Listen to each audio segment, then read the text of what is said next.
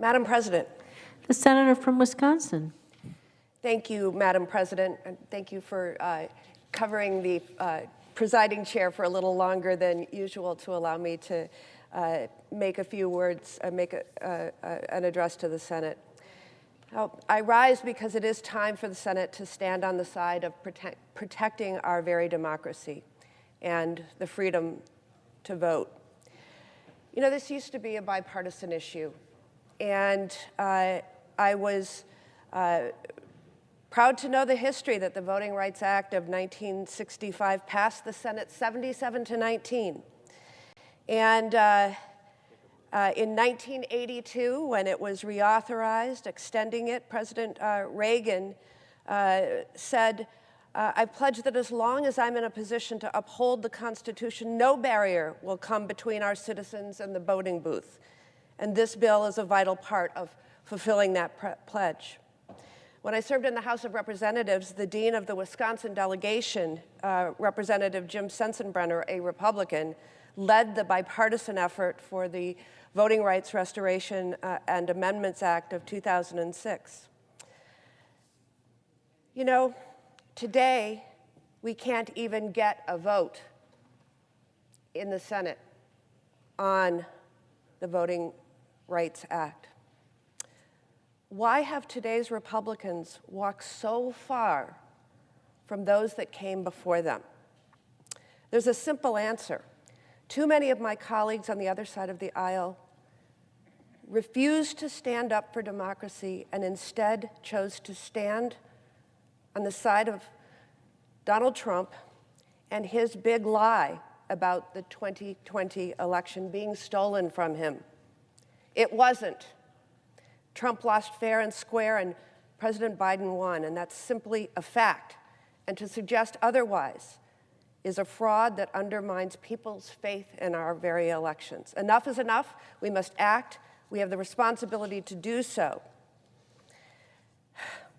The threat posed by this big lie is all too real, and in my home state of Wisconsin, we have a stark example of it.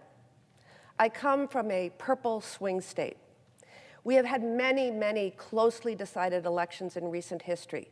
In 2000, then, Vice President Gore won the state by less than 6,000 votes, a mere 0.22% margin of victory. 4 years later, John Kerry carried the state by about 11,000 votes, a 0.38% margin. In both cases, despite these narrow margins, those elections went smoothly and were fair. Their outcomes were not disputed.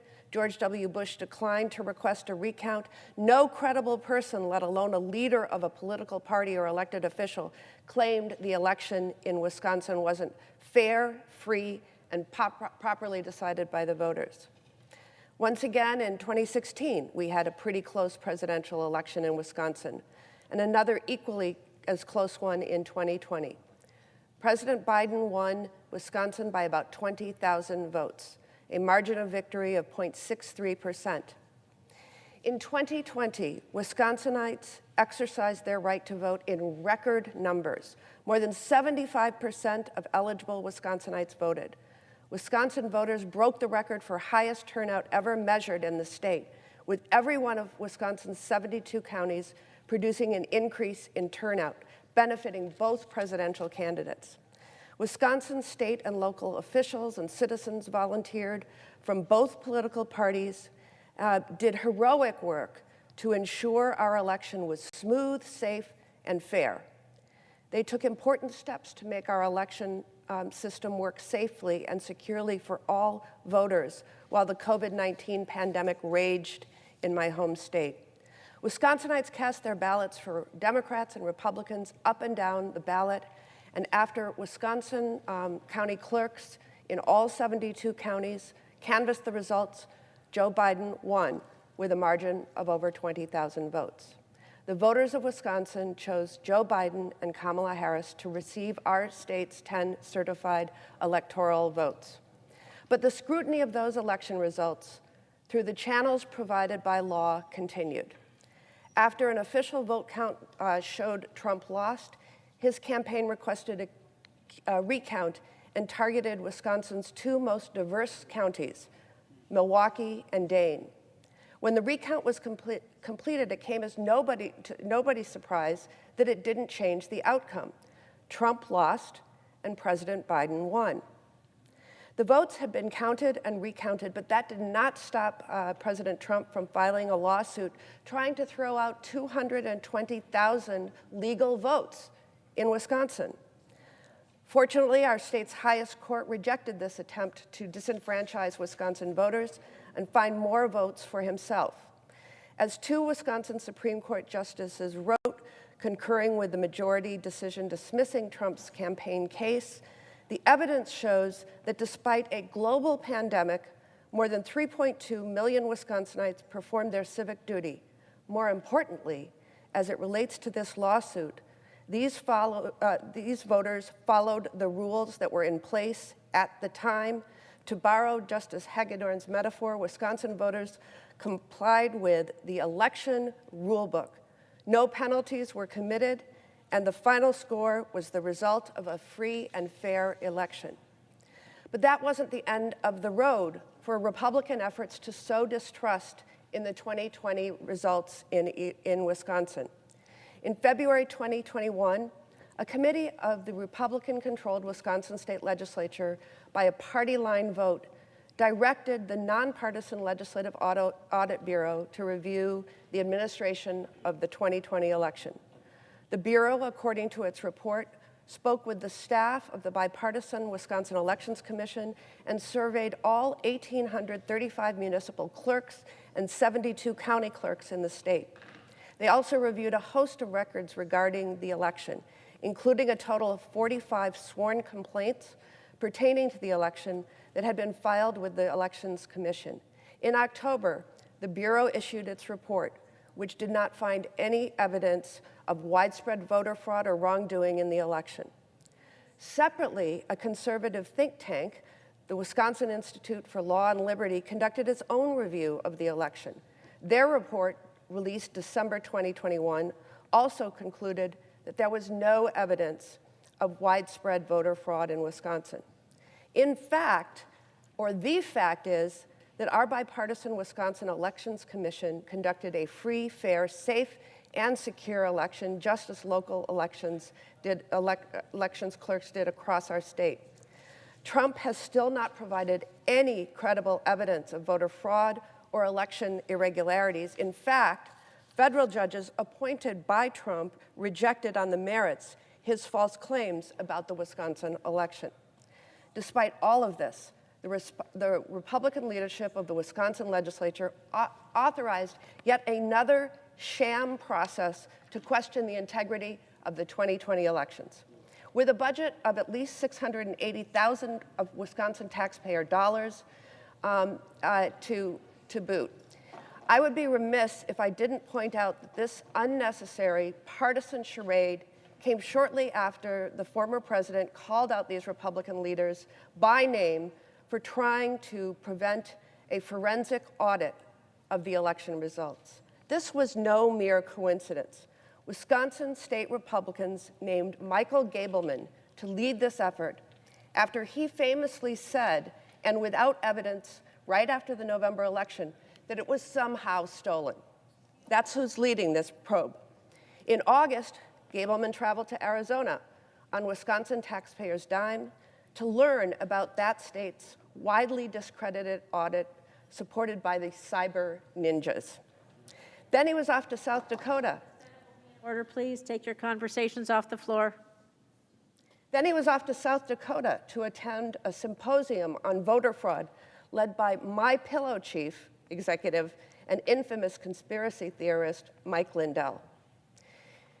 In no effort to show nonpartisanship or to be a neutral arbiter, Gableman hired partisan actors like former Trump administration official and head of a group that asked the Supreme Court to throw out the results of Wisconsin's election and force the Wisconsin legislature to certify electors instead. Gableman has issued wide-ranging subpoenas to local officials in Wisconsin's largest cities and even threatened to jail them if they failed to comply with this taxpayer-funded promotion of Trump's big lie. And separately, the Republican leader of Wisconsin's Assembly Elections Committee began her own set of investigations, issuing subpoenas to clerks in Milwaukee and Brown counties, and later, the latter being the home to Green Bay. She had also traveled to Arizona, and in a press release announcing her inquiry stated that Wisconsin similarly needs transparent, full cyber forensic audit. To put it simply, there has been a constant drumbeat undermining the integrity of our elections in Wisconsin since President Biden was duly elected.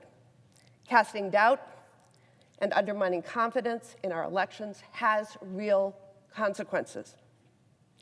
It has led to harassment and threats of the hardworking state and local elections officials who worked tirelessly during an unprecedented public health crisis to make sure Wisconsinites could safely and securely exercise their right to vote. Elections officials across the state have received dangerous threats and harassment for simply doing their job. The executive director of the Milwaukee Election Commission reported being told she deserved to be hung in the public square, received a threatening letter at her home calling her traitorous, and a profane insult that I will not repeat on the floor of the Senate. And she received a profanity-laced voicemail telling her she should be convicted and hanged.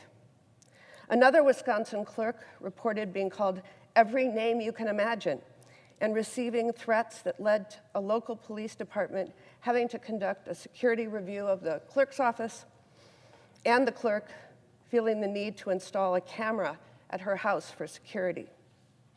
In Rock County, Wisconsin, the county clerk's office asked for protection from the local sheriff in the wake of angry calls after a news report had misstated the county's votes.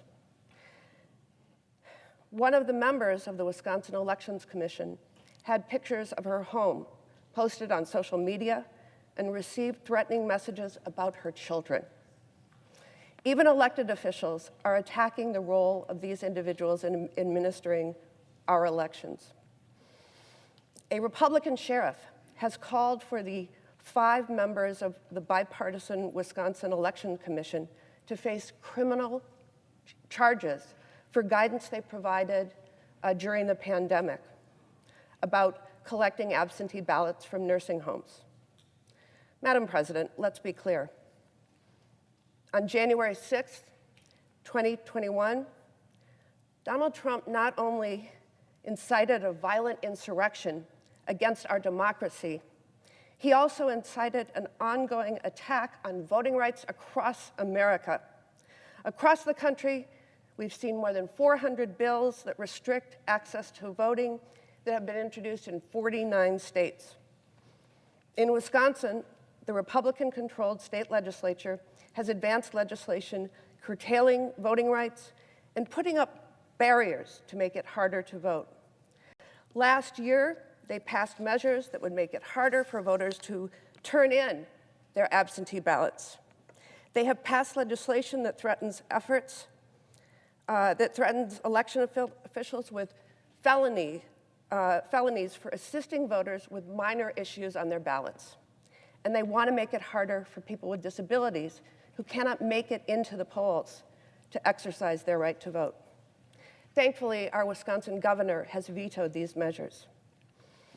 Despite Dropbox being a safe, secure, and effective way for voters to turn in their ballots and have their votes counted, and despite previous support for their use from Republicans in the state legislature, Trump's big lie has pushed them to now oppose the use of Dropboxes statewide. In fact, there is now a push to override guidance from the Wisconsin Elections Commission to make Dropboxes for legal ballots illegal in Wisconsin.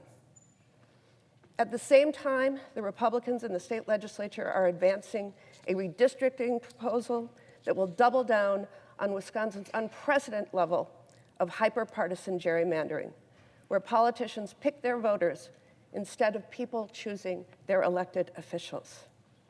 Not to be outdone, the New York Times has reported that my fellow senator from Wisconsin, quote, and this is a quote, believes Democrats cheat.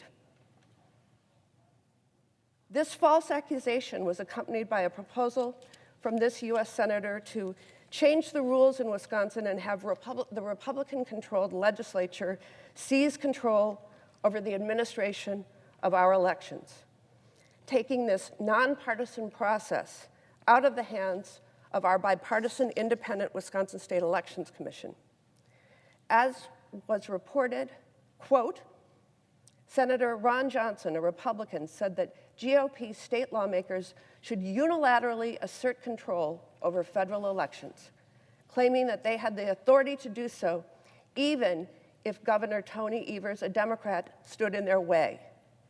An extraordinary legal argument debunked by a 1932 Supreme Court decision and a 1964 ruling from the Wisconsin Supreme Court, end quote, from the New York Times.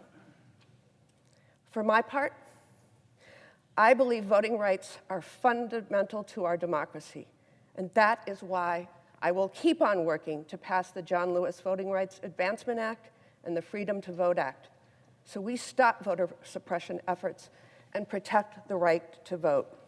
We must ensure that regardless of where you live in this country, you have the same access to the ballot box and faith that our elections are fair and safe. I yield back.